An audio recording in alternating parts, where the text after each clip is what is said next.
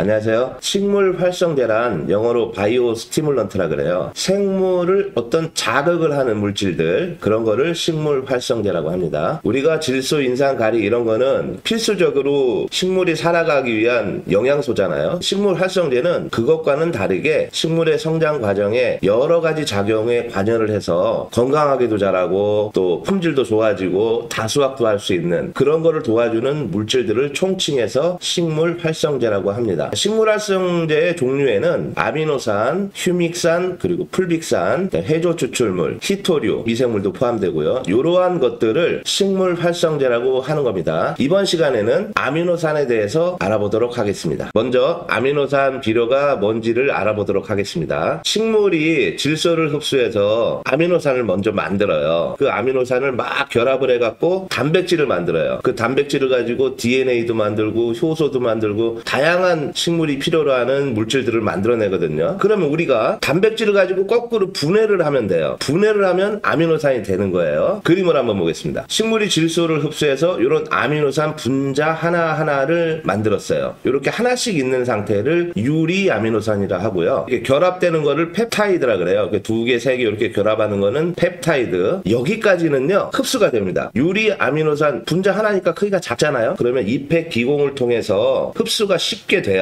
식물이 갑자기 시들시들 한다거나 수세가 약해졌거나 그럴 때 이 유리 아미노산을 뿌려주게 되면은 바로 수세가 회복되죠. 펩타이드 두 개, 세 개까지 이렇게 뭉친 것까지도 잎에서는 흡수가 되긴 됩니다. 이게 너무 많이 이렇게 체인처럼 막 연결됐어요. 이 단백질까지는 아니더라도요, 요 중간에 또 뭐 한 50개 정도 막 이렇게 아미노산이 막 연결돼 있으면 그런 걸 이제 폴리펩타이드라 그러는데, 그 정도 수준은 크기가 좀 큰 편이라서 잎의 기공을 통해서 들어가질 못합니다. 아미노산 비료를 사용할 때 유리 아미노산 함량이 높은 거를 사용해야 된다라는 이제 그런 이유예요. 그런 것들을 하나씩 알려드릴 겁니다. 아미노산의 원료가 있겠죠. 원료가 이제 동물성도 있고 식물성도 있어요. 동물성에는 동물의 가죽, 깃털, 피, 생선 부산물 이런 게 있고, 식물성에는 대두박, 대두콩이죠. 대두콩 기름 짜고 남은 거, 옥수수도 이제 기름 짜고 남은 옥수수박, 뭐 쌀겨, 해조류 이런 것들을 이제 원료로 사용하게 됩니다. 여기서 우리가 하나 알아야 될 게 있어요. 동물성 아미노산 원료를 사용한 것과 식물성 아미노산 원료를 사용한 것, 어떤 게 더 좋을까요? 차차 알아보겠습니다. 아미노산을 이해하면 농사가 쉬워진다, 이런 얘기 들어보셨나요? 그 이유가요, 식물 성장 촉진하고요, 스트레스 저항력도 향상시키고, 질소와 영양소의 흡수도 개선하고, 세포 구조도 강화하고요, 호르몬 생산 및 균형도 조절하고, 병해충 저항력도 증대되고요, 유기농에서 많이 사용하죠. 토양 개선 및 영양 공급도 도와줍니다. 이렇게 좋은 기능을 하는 아미노산 보세요. 20가지 아미노산이라고 먼저 해놨어요. 식물이 만들어내는 아미노산 보통 20가지라고 표현합니다. 근데 사실 하나가 더 있어요. 21번째 알려진 게 셀레노시스텐이라는 게 있어요. 20가지 아미노산에서 이게 보니까 글루탐산 패밀리, 아스파르탄 패밀리, 무슨 패밀리라고 이렇게 해놓고 그 패밀리의 종류가 이렇게 구분이 되어 있네요. 이게 무슨 뜻이냐면은요, 식물이 질소를 흡수해서 아미노산을 만든다 그랬잖아요. 그 과정을 한번 볼게요. 광합성이 매우 중요합니다. 광합성에서 만들어지는 게 뭐죠? 포도당이잖아요. 포도당을 먼저 만들게 됩니다, 식물이. 그럼 포도당은 화학식이 이렇게 돼 있어요. 탄소가 6개, 수소가 12개, 산소가 6개, 이런 구조식으로 돼 있는 게 포도당이죠. 식물은 자기가 만든 포도당을 여러 가지 과정을 통해서 분해하고 결합하고 해서 다양한 물질들을 만드는데, 그 물질을 만드는 뼈대가 있어요. 그 뼈대가 포도당입니다. 포도당 요 분자식이 지금 보면 6가지로 나눠져 있는데요. 6가지로 이렇게 조금씩 바뀌어요. 뭐 탄소가 5개, 4개, 3개, 3개 이런 식으로 바뀌고, 여기 보니까 또 인산도 붙고요. 요런 구조로 몇 가지로 바뀌어요. 이렇게 바뀐 데에다가 암모늄, 식물이 흡수했던 질소를 여기에다 붙이는 거예요. 그렇게 되면 아미노산이 만들어지는 겁니다. 어떤 뼈대에 따라서 글루탐산 패밀리, 아스파르트산 패밀리, 피르브산 패밀리, 세린 패밀리 이런 식으로 나눠지는 거예요. 식물이 20가지의 아미노산을 만들어내는 거죠. 아미노산의 기본 구조를 한번 볼게요. 아미노산은 여기 보면 아미녹이라고 해서 있고요. 여기 카르복실이라고 있는데 카르복실산이라고 표현해요. 그래서 아미노산 이런 식으로 구조가 되어 있어요. 탄소가 기본 뼈대의 중심에 있고요. 알기라 그래서 어떤 게 여기에 붙느냐에 따라서 아미노산의 종류가 달라지는 건데, 이 기본 뼈대를 구성하는 전체 이 뼈대, 이거 포도당에서 왔습니다. 또 한 가지요. 식물은 질소를 어떻게 흡수해요? 대부분 질산태 질소 형태로 흡수를 하죠. NO3-. 자, 그런데 식물이 또 이거를 자기가 흡수를 한 다음에 암모늄 이온으로 또 전환을 해요. 자기 몸속에서요. 이 암모늄 이온으로 전환을 시키면 요거는 식물 내에서도 독가스 개념으로 작용할 수가 있어요. 이게 전환되자마자 바로 포도당이 만들어낸 탄소뼈대에 붙어서 아미노산이 만들어지게 되는 겁니다. 자, 식물이 이제 아미노산을 만들었어요. 그 아미노산을 분자 하나하나를 유리아미노산이라고 했잖아요. 유리아미노산을 이제 하나씩 결합시키면 이제 펩타이드 한 50개 정도 결합되면 폴리펩타이드, 그보다 더 많이 결합돼 갖고 막 아미노산끼리 막 꼬였어요. 그러면 그거를 단백질이라고 하는 겁니다. 이 단백질을 이제 거꾸로 분해하면은 그게 아미노산 비료를 만드는 과정이에요. 두 가지 방식이 있습니다. 하나는 3분해고요. 하나는 효소 분해입니다. 자, 3분해는 강산, 이 염산이에요. 염산을 가지고 녹여요. 산도가 너무 낮으니까 수산화 나트륨 같은 강알칼리로 다시 중화를 시켜요. 그렇게 만드는 거예요. 간단하게 생각하면. 장점이 있죠. 엄청 빠르고요. 가격도 적게 듭니다. 큰 단점이 있어요. 아미노산이 파괴될 수 있어요. 이 강산에 단백질이 들어가면 아미노산이 만들어지면서 요 팔이 이게 잘려나가요. 아미노산의 이 구조식이 깨지는 경우들이 많이 발생을 해요. 그러면 그거는 아미노산으로서 기능을 못합니다. 강산으로 분해를 하는 과정에서 L형만 나와야 되는데 D형도 나와요. L형과 D형은 뭐냐면 아미노산이 거울을 보고 있으면 거울 밖에 있는 나는 L형인데 거울 안에 있는 애는 D형인 거예요. D형은 식물이 흡수할 수 없는 형태의 아미노산입니다. 효소 분해. 사실은 이 효소 분해가 좋죠. 가격은 조금 더 비싸요. 시간이 좀 많이 걸려요. 단백질을 분해해서 아미노산까지 이제 만들 건데 단백질을 분해하는 효소, 단백질은 영어로 프로틴, 그걸 분해하는 효소, 그걸 프로테아제라고 합니다. 상업적으로 이 프로테아제를 가지고 분해를 하는데 동물성 단백질은 프로테아제를 가지고 분해를 해 나가려면 시간이 많이 걸려요. 조직이 그냥 촘촘하니 아주 밀도가 높다고 생각하시면 돼요. 대두박, 옥수수박 이런 것들은 아무래도 조직이 좀 느슨해서 효소로 분해하기가 조금 더 빨라져요. 식물성 아미노산 만드는 건 조금 빨리 며칠 안에 만들 수 있지만 동물성 아미노산 가지고 효소 분해를 한다. 시간이 많이 걸립니다. 몇 달 걸릴 수도 있어요. 가죽 같은 거, 깃털 같은 거 그렇게 빨리 분해 안 됩니다. 중온에서 단백질이 분해가 되기 때문에 아미노산 구조가 깨지는 일이 거의 발생하지 않고요. 대부분 L형으로 만들어집니다. 식물이 이용할 수 있죠. 제가 사용하고 있는 프롤린이라고 하는 이제 아미노산이 있어요. 그걸 보면 L-프롤린 이런 식으로 표기가 됩니다. L형이 좋은 거예요. 우리가 아미노산을 한번 만든다고 하면 같이 한번 생각을 해볼게요. 동물성 아미노산이 있고 식물성 아미노산이 있어요. 생선을 제가 별도로 한번 빼봤습니다. 동물성 아미노산의 주 원료는 혈분, 깃털, 가죽 이런 것들이죠. 식물성은 대두박, 쌀기, 옥수수박 이런 게 있고요. 생선 부산물은 내장, 머리, 연골, 껍질 이런 게 있을 거예요. 우리가 한번 생각을 해볼게요. 어떤 게 가장 조직이 치밀하고 분해가 느릴까요? 내가 콩을 먹었어요. 아니 뭐 쌀깨나 옥수수박 이런 걸 먹었어요. 그럼 소화 금방 되죠. 근데 생선을 먹었어요. 이 식물성보다는 조금 더 배고픔이 늦게 찾아오죠. 자, 동물성 예를 들어 소고기를 먹었어요. 그러면 배 부른 게 좀 오래 가죠. 그런 이유입니다. 분해가 된다라는 건 원료에 따라서 빨리 될 수도 있고 늦게 될 수도 있고 조직에 따라서 어떤 건 분해가 잘 안 되고 막 그래요. 동물성 아미노산 분해가 잘 안 되겠죠? 보통은 산 분해를 합니다. 식물성 아미노산이나 생선 부산물은 소소 분해를 해도 어느 정도 시간 내에 분해가 가능하겠죠? 비교를 한번 해보겠습니다. 동물성 아미노산을 가지고 함량을 분석해 봤더니 총 아미노산의 함량이 40에서 70% 정도 나와요. 식물성은 20에서 50, 생선도 25에서 40 이 정도 나와요. 이게 뭘 의미하느냐? 처음 시작할 때 단백질의 함량이 동물성 아미노산이 더 많았다라는 걸 의미하겠죠. 유리 아미노산 함량을 볼게요. 이게 가장 중요합니다. 유리 아미노산 함량이 동물성에서는 10%에서 20% 내외에 나와요. 식물성에서는 20에서 35%, 뭐 많으면 40%까지도 나옵니다. 생선 부산물은 보통 15에서 25%. 우리가 아미노산을 왜 쓰죠? 식물이 좀 힘들어할 때 빠른 시간 내에 수세 회복하고 여러 가지 식물 생리 활성에 도움을 주고자 사용하는 게 아미노산인데 아미노산이 흡수가 잘 되라고 우리가 연면 시비를 막 해요. 아미노산이 분자가 크면 흡수가 안 된다 그랬잖아요. 유리 아미노산은 기공을 통해서 흡수가 된다 그랬어요. 유리 아미노산의 함량이 높을수록 좋은 아미노산이에요. 예를 들어서 유리 아미노산의 함량이 얼마 안 된다. 질소 공급원으로 관주하는 게 더 나은 거예요. L형이냐 D형이냐 그런 게 또 중요하다 그랬죠. 동물성 아미노산은 산 분해 위주로 하기 때문에 D형도 좀 존재를 해요. 근데 선진국의 동물성 아미노산을 아주 잘 만드는 업체들이 보통 유리 아미노산도 한 10%에서 20% 사이로 잘 만들고요. 우리나라에서 동물성 아미노산이라고 나오는 뭐 특히 액상으로 만드는 것들은 대체적으로 보면 효과가 의심스러운, 만든 당사자도 유리아미노산의 함량이 얼마나 있는지 L형인지 D형인지 이런 걸 잘 아마 모르고 파는 것 같더라고요. 식물 흡수 효율, 당연히 유리아미노산 함량이 높은 식물성 아미노산이 가장 좋겠죠. 생선 부산물로 만드는 것도 동물성 아미노산보다는 효소 분해를 하기 때문에 그래요. 무엇을 보더라도 식물성 아미노산이 좋네요. 가격이 좀 비싸다는 단점이 있죠. 다시 한번 정리해 보겠습니다. 총 아미노산의 함량은 동물성이 더 많아요. 그 다음에 생선, 그 다음에 식물 뭐 이 정도 되는데, 생선하고 식물은 뭐 좀 비슷비슷합니다. 동물성은 대체적으로 이제 산 분해를 하기 때문에 단점도 꽤 있습니다. 그리고 효소 분해하는 생선이나 식물성은 식물한테 이용하기가 아주 좋은 형태의 아미노산이 될 수 있죠. 유리아미노산 함량도 보면은 식물성이 가장 좋고, 그 다음에 생선, 동물. 왜 그러냐면 유리아미노산 함량이 많다라는 거는 처음 시작할 때부터 조직이 치밀하지 않았기 때문에 미생물이 분해를 잘 한 거라고 보시면 됩니다. 식물이 아미노산을 어떻게 만들고 그 아미노산을 조합해서 단백질을 만든다 그랬잖아요. 자, 사람은 그 단백질을 거꾸로 분해해서 아미노산 비료를 만드는 과정과 원리를 말씀을 드렸습니다. 다음 시간에는 21가지 아미노산을 제가 이제 설명을 해드릴 건데요. 여러 가지 아미노산들이 각각 어떤 역할들을 하는지, 그리고 우리가 농사 짓다 보면은 어떤 때는 어떤 게 필요하고 이런 때가 있어요. 그럴 때는 어떤 아미노산들을 조합해서 쓰면은 효과를 좋게 볼 수 있는지 설명을 드리도록 하겠습니다. 감사합니다.